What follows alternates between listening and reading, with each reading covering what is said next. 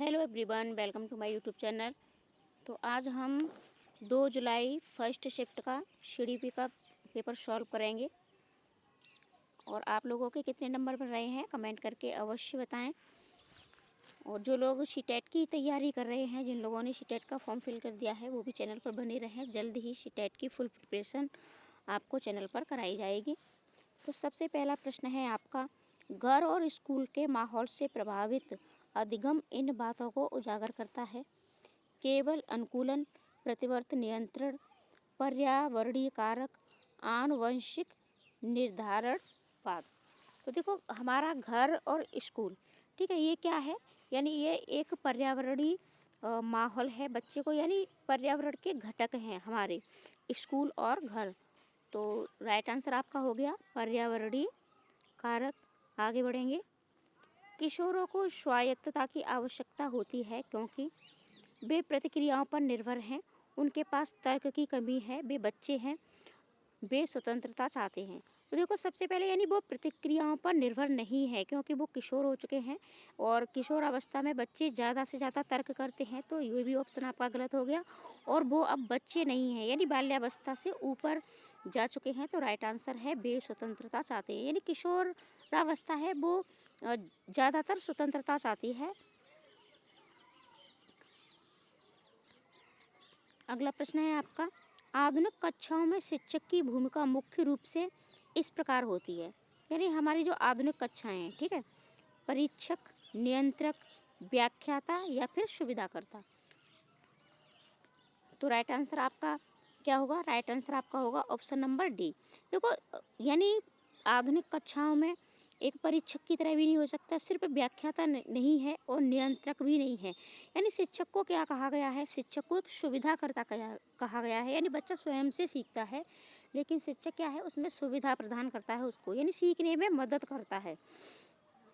अगला प्रश्न है आपका, अवधारणा मानचित्रण जैसी शिक्षण रणनीतियाँ डैश को बढ़ाती हैं। ठीक है, अवधारणा और मानचित्रण। अभी आपका चौथा प्रश्न रह गया, आसान से कठिन की ओर बढ़ने पर जोर देने वाला शिक्षण सिद्धांत इसका समर्थन करता है। ठीक है, तो ये आपका संज्ञानात्मक सहारा, दंड, मौन और स्मरण। तो देखो, दंड, स्मरण और मौन, ये तीनों आपके निगेटिव पॉइंट हैं, तो ये आपके नहीं होंगे। राइट आंसर आपका हो जाएगा संज्ञानात्मक सहारा। यानी जब हम आसान चीज़ों को सीखने के बाद कठिन की ओर बढ़ते हैं। ठीक है, अगला प्रश्न है आपका, अवधारणा मानचित्र जैसी शिक्षण रणनीतियाँ डैश को बढ़ाती हैं। नंबर 1, ज्ञान का संगठन, निष्क्रिय अधिगम, प्रतिक्रियात्मक क्रिया और सतही स्मरण। तो राइट आंसर है आपका ऑप्शन नंबर 1, यानी ज्ञान का संगठन। अगला प्रश्न है, स्कूल का वातावरण बच्चे के विकास को निम्न तरीकों से प्रभावित करता है। यानी स्कूल का जो वातावरण है, ठीक है, तो कैसे प्रभावित करेगा? सहज प्रवृत्ति, प्रतिक्रियाएं, पाठ्यक्रम और शिक्षक का संवाद। केवल जी। तो राइट आंसर आपका क्या होगा? राइट आंसर आपका हो गया पाठ्यक्रम और शिक्षक का संवाद। यानी स्कूल का वातावरण, ठीक है, बच्चे के विकास को निम्न तरीकों से प्रभावित करता है। तो पाठ्यक्रम का भी रोल होता है और शिक्षक का भी रोल होता है। अगला प्रश्न है, अलग अलग समूहों के बीच टकराव के दौरान एक समावेशी सुविधाकार को इसे प्राथमिकता देनी चाहिए। परिहार, छात्रों को स्कूल से निलंबित करना, शांत और सम्मानजनक चर्चाएं, प्राधिकार का प्रभुत्व। तो राइट आंसर आपका हो जाएगा शांत और सम्मानजनक चर्चाएं। यानी अलग अलग समूहों के बीच जब समूह है और उनमें टकराव है और आप एक समावेशी यानी समावेशी शिक्षा क्लास में दे रहे हैं, सबको साथ में लेकर के चलना है, तो आपको क्या करना है? शांत और सम्मानजनक चर्चाएं। अगला प्रश्न है, सीखने की सबसे अच्छी परिभाषा है अनुभव के कारण व्यवहार में होने वाला अपेक्षाकृत स्थायी परिवर्तन, शारीरिक विकास, परिपक्वता, अस्थायी मनोदशा परिवर्तन। तो राइट आंसर आपका क्या होगा? राइट आंसर आपका होगा नंबर ए, अनुभव के कारण व्यवहार में होने वाला अपेक्षाकृत स्थायी परिवर्तन। अगला प्रश्न देखेंगे हम, पठार को निम्न तरीकों से पार किया जा सकता है। ठीक है, पठार क्या है, यानी बच्चा जब सीखना बच्चे का किसी भी तरीके से प्रभावित हो जाता है, बच्चा कुछ भी नहीं सीखता, उसको पठार कहा जाता है। पाठ्यक्रम को कम करना, दंड देना, शिक्षार्थी की उपेक्षा करना, शिक्षण की रणनीति बदलना। तो राइट आंसर आपका हो जाएगा नंबर सी। देखो, पाठ्यक्रम को कम करने से ऐसा नहीं हो सकता कि बच्चा कुछ भी न सीखे। कभी कभी हमें अपनी शिक्षण जो विधियाँ हैं, शिक्षण जो रणनीति है, हमें उसको बदल देना चाहिए। दंड देना और उपेक्षा करना, ये तो दोनों ही आपके नेगेटिव पॉइंट हैं। ठीक है, अगला प्रश्न है, आशुएल के अनुसार सीखने में विफलता तब हो सकती है जब परीक्षाएं कम होती हैं, शिक्षण पूर्व ज्ञान की अनदेखी करता है, प्रतिस्पर्धा बढ़ती है, होमवर्क बढ़ता है। तो यानी सीखने में विफलता कब होगी? तो राइट आंसर आपका हो जाएगा ऑप्शन नंबर बी, यानी जो शिक्षण है वो पूर्व ज्ञान की अनदेखी करता है। यानी हमें कोई भी चीज़ बच्चों को सिखाने से पहले उसे पूर्व ज्ञान का हमें पता होना चाहिए कि बच्चा पहले से कितना जानता है। अगला प्रश्न है, अनुकूलित गृह कार्य दर्शाता है कम अपेक्षाएं, कक्षा में अलगाव, शिक्षार्थी की आवश्यकताओं के आधार पर विभेदीकरण, सीखने के प्रति पूर्वाग्रह। तो राइट आंसर आपका ऑप्शन नंबर सी, यानी शिक्षार्थी यानी जो बच्चा आपका है, जो छात्र है, उसकी आवश्यकताओं के अनुसार विभेदीकरण, यानी प्रत्येक बच्चा अलग अलग तरीके से सीखता है, तो अलग अलग तरीके से उसकी यानी विभेदीकरण, उसको गृह कार्य दिया जाना चाहिए। बच्चों के विकास के सामान्य सिद्धांतों के अनुसार विकास को निरंतर प्रक्रिया क्यों माना जाता है? यानी विकास एक निरंतर होने वाली, सतत होने वाली प्रक्रिया है। ठीक है, तो राइट आंसर आपका क्या होगा? विकास केवल शारीरिक वृद्धि पर निर्भर करता है, ये गलत है। ठीक है, केवल जहाँ जाए वो तो आपका गलत ही हो जाता है, नेगेटिव पॉइंट होता है। तो यानी विकास सिर्फ शारीरिक नहीं होता, मानसिक भी होता है, सामाजिक भी होता है। विकास जन्म से पहले से लेकर मृत्यु तक जारी रहता है। विकास किशोरावस्था के बाद रुक जाता है, ऐसा नहीं है। ठीक है, सिर्फ शारीरिक विकास रुक जाता है, हमारा मानसिक सामाजिक विकास चलता रहता है। विकास केवल स्कूल जाने के वर्षों में होता है, उससे पहले भी विकास होता है, ये भी आपका गलत है। तो right answer option number B, यानी जन्म से पूर्व जो हमारी गर्भावस्था होती है, गर्भावस्था से लेकर के और निरंतर मृत्यु तक हमारा विकास चलता रहता है। अगला प्रश्न देखेंगे, कड़ी आलोचना के बाद भाग लेना बंद कर देने वाला छात्र निम्नलिखित में से किस सीमा का प्रदर्शन करता है? यानी किसी बच्चे की कड़ी आलोचना कर दी जाए, ठीक है, तो फिर वो भाग लेना बंद कर देता है। तो राइट आंसर आपका क्या होगा? सकारात्मक सुदृढ़ीकरण, अंतर्दृष्टि अधगम, दंड आधारित नियंत्रण और ZPD। तो राइट आंसर आपका हो जाएगा ऑप्शन नंबर बी, दंड आधारित नियंत्रण। किशोरावस्था में सीखी हुई लाचारी का सबसे सीधा प्रभाव डैश पर पड़ता है? ऊंचाई, दृढ़ता और प्रयास, सुनवाई, प्रतिक्रिया की गति। तो राइट आंसर आपका क्या होगा? दृढ़ता और प्रयास। यानी किशोरावस्था में हुई लाचारी का तो सबसे यानी बच्चे की दृढ़ता और प्रयास, ये दोनों प्रभावित हो जाती हैं। समावेशी स्कूल वातावरण की विशेषता है। समावेशी शिक्षा क्या है? यानी सबको समान शिक्षा आपको देनी है, चाहे बच्चा आर्थिक रूप से अलग हो, ठीक है, चाहे शारीरिक रूप से अलग हो आपका, चाहे सामाजिक रूप से अलग हो, आपको भेद नहीं करना है। तो सम्मान और सहभागिता, पदानुक्रम, एक समानता, पृथक्करण। तो राइट आंसर आपका क्या होगा? सम्मान और सहभागिता, यानी आपको सबको सम्मान देना है और सबकी सहभागिता करनी है। केवल अंकों से प्रेरित छात्र मुख्य रूप से डैश द्वारा प्रोत्साहित होता है? जिज्ञासा, बाहरी प्रेरणा, मूलभूत प्रेरणा, निपुणता, अभिविन्यास। तो राइट आंसर आपका क्या होगा? बाहरी प्रेरणा, यानी वो बाहर से प्रेरित है नंबरों के लिए, उसमें कोई भी चीज़ सीखने की जिज्ञासा नहीं है, मूलभूत प्रेरणा नहीं है, निपुणता अभिविन्यास भी नहीं है, ये सिर्फ बाहरी है। यानी बच्चे को कोई पुरस्कार देना अच्छे नंबरों के लिए, ठीक है, ये बाहरी है। अंदर से प्रेरित बच्चा ज़्यादा सीख पाता है।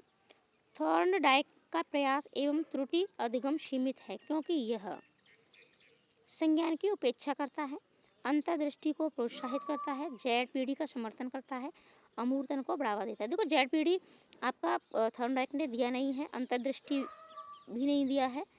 तो राइट आंसर आपका हो गया संज्ञान की उपेक्षा करता है। अगला प्रश्न है, पढ़ने की खराब आदतों के कारण असफल होने वाले किशोरों में इस चीज़ की कमजोरी झलकती है? यानी पढ़ने की खराब आदतों के कारण। तो राइट आंसर आपका क्या होगा? आत्मनियमन, अंतर्दृष्टि, शास्त्रीय अनुकूलन, प्रतिवर्त क्रियाएं। तो राइट आंसर आपका हो गया नंबर 1 आत्म नियमन, यानी स्वयं से, आत्म माने स्वयं, यानी उसके स्वयं के कोई भी नियम नहीं है। अगला प्रश्न है इक्विटी समानता से अलग है क्योंकि इक्विटी का मतलब है। तो राइट आंसर आपका क्या होगा? राइट आंसर आपका होगा ऑप्शन नंबर डी, जरूरत के आधार पर निष्पक्ष सहायता, यानी बिना किसी का पक्ष लिए हुए। अगला प्रश्न है अनुकूलित शिक्षण अधिगम सामग्री यानी टीएलएम की आवश्यकता इसलिए है क्योंकि शिक्षार्थियों की आवश्यकताएं भिन्न होती हैं, समावेशन मानकों को कम करता है, परीक्षाओं में एक रूपता की आवश्यकता होती है, सभी शिक्षार्थी एक समान तरीके से सीखते हैं। तो सभी शिक्षार्थी एक समान तरीके से नहीं सीखते हैं, सबकी अपनी अपनी कैपेसिटी अलग होती है। तो राइट आंसर है आपका शिक्षार्थियों की आवश्यकताएं भिन्न भिन्न होती हैं। अगला प्रश्न है आपका किशोरावस्था में भावनात्मक परामर्श मुख्य रूप से कम करता है शैक्षणिक ज्ञान, विकास, चिंता और भ्रम प्रतिक्रियाएं। तो भावनात्मक परामर्श यानी बच्चे को आप भावनात्मक रूप से मोटिवेट कर सकते हो, परामर्श दे सकते हो, तो क्या दूर होती है इससे, यानी कम करता है चिंता और भ्रम। किशोरों में चिंता, भ्रम, ठीक है, ये बहुत ज़्यादा होता है। एक कक्षा 7 का छात्र सामाजिक चिंता के कारण समूह कार्य से बचता है, सबसे समावेशी रणनीति होगी बचने की सार्वजनिक रूप से आलोचना करना, तुरंत भागीदारी के लिए मजबूर करें। तो देखो तुरंत आप बच्चे को यानी बिल्कुल मजबूर नहीं कर सकते हो, और आलोचना करना, बच्चे की आप आलोचना भी नहीं कर सकते हो। तो दोनों ऑप्शन आपके गलत हो गए। छात्र की स्थायी रूप से छूट देना, छात्र को स्थायी रूप से आप स्थायी रूप से छूट नहीं दे सकते हो, वरना वो चाहे कुछ भी करेगा। तो राइट आंसर आपका हो गया ऑप्शन नंबर डी, सहपाठियों के सहयोग से धीरे धीरे भागीदारी को बढ़ावा देना। पूर्ण व्याख्या के साथ मैं आपको प्रश्न सॉल्व करा रही हूँ। सुकरात की शिक्षण पद्धति मुख्य रूप से निम्नलिखित को बढ़ावा देती है। राइट आंसर आपका क्या होगा? दंड, निष्क्रिय श्रवण, स्मरण, प्रश्न पूछकर आलोचनात्मक चिंतन करना। तो सुकरात की आपने देखा ही होगा, और इन्होंने कौन सी शिक्षण विधि दी है, ठीक है, कमेंट करके आप अवश्य बताएं। तो राइट आंसर आपका हो गया ऑप्शन नंबर डी। अगला प्रश्न है आपका थॉर्नडाइक के अनुसार सीखना तब तक प्रभावी ढंग से नहीं होगा जब तक कि सीखने वाला, ठीक है, तो सीखने वाला दंडित हो, परीक्षित हो, तैयार हो, शांत हो। और जब दंडित होगा तो कैसे सीखेगा? तो राइट आंसर है आपका ऑप्शन नंबर सी, तैयार, यानी जब तक सीखने वाला तैयार ही नहीं है कोई चीज़ सीखने के लिए, तब तक आप उसे नहीं सिखा सकते हो। अगला प्रश्न है ग्रुप प्रोजेक्ट द्वारा सीखने को बढ़ावा देते हैं, सोचने को कम करके, साझा तर्क को प्रोत्साहित करके, नकल को बढ़ावा देकर, व्यक्तिगत प्रयास को समाप्त करके। देखो व्यक्तिगत प्रयास को समाप्त, ये भी आपका नेगेटिव पॉइंट, नकल करना ये भी, और सोच को कम करना ये भी आपका नेगेटिव पॉइंट। 3 हो गए, तो ऑप्शन नंबर बी आपका राइट आंसर हो गया, ठीक है। कक्षा में होने वाली बहसें डैश के माध्यम से संज्ञानात्मक विकास को बढ़ावा दे सकती हैं। तो निष्क्रिय श्रवण, अब निष्क्रिय आपका श्रवण होगा, ठीक है, जब बच्चा निष्क्रिय होकर सुनेगा ही नहीं कोई चीज़, ठीक है, तो ये आपका गलत हो गया। मौन, तो ये भी गलत है। कक्षा में बच्चे मौन नहीं होने चाहिए, आपकी कक्षा में बच्चे प्रश्न करते हुए होने चाहिए। स्मरण या फिर संज्ञानात्मक संघर्ष, तो संज्ञानात्मक संघर्ष ऑप्शन नंबर डी आपका राइट आंसर है। किशोरावस्था के दौरान गणित सीखने में ठहराव अमूर्तता की बढ़ती मांगों के कारण हो सकता है, जो निम्नलिखित संकेत देता है। पलटा गिरावट, सुदृढ़ीकरण की अनुपस्थिति, स्थायी असमर्थता, विकासात्मक संक्रमण, कठिनाई। तो राइट आंसर आपका ऑप्शन नंबर डी। अगला प्रश्न है आपका यदि कोई किशोर कठिन कार्यों को करने से इनकार करता है तो ये दर्शा सकता है असफलता का भय, संबंधता की उच्च आवश्यकता, जिज्ञासा, निपुणता, उन्मुखीकरण। तो देखो अगर किसी चीज़ को करने में जिज्ञासा होगी तो बच्चा कभी भी मना नहीं करेगा, निपुणता, उन्मुखीकरण तो तब भी मना नहीं करेगा। तो राइट आंसर आपका हो गया असफलता का भय। अगला प्रश्न है अत्यधिक स्क्रीन समय और अनियमित दिनचर्या के कारण किशोरों का देर रात तक जागना मुख्य रूप से निम्न में से कौन से कारणों से होने वाली कठिनाइयों का एक उदाहरण है। पर्यावरणीय कारक, बुद्धि की कमी, खराब मोटर समन्वय, प्रतिक्रियात्मक कमजोरी।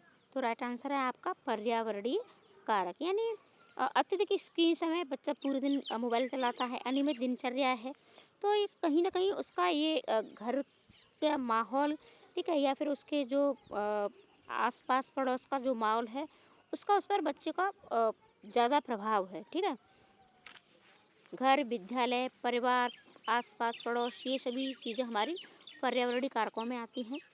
अगला प्रश्न है, सहयोगी सीखना समावेशन को बढ़ावा देता है। पदानुक्रम को प्रोत्साहित करना, सहपाठियों के सहयोग को बढ़ावा, शिक्षार्थियों की रैंकिंग, कक्षा में अलगाव। तो सहयोगी सीखना यानी जब हम कोई चीज़ किसी के सहयोग से सीखते हैं, समूह में सीखते हैं, ठीक है, तो राइट आंसर आपका हो गया ऑप्शन नंबर बी, सहयोगियों के यानी सहपाठियों के सहयोग को बढ़ाना। तो आप अपने अपने कमेंट करके नंबर अवश्य बताएं कि आपके कितने नंबर सही हैं और पूरे आपके यूपी टेट में कितने नंबर बन रहे हैं। और आगे सी टेट की तैयारी के लिए चैनल पर हमारे साथ अवश्य जुड़ें। मिलते हैं अगली वीडियो के साथ, आज के लिए इतना ही।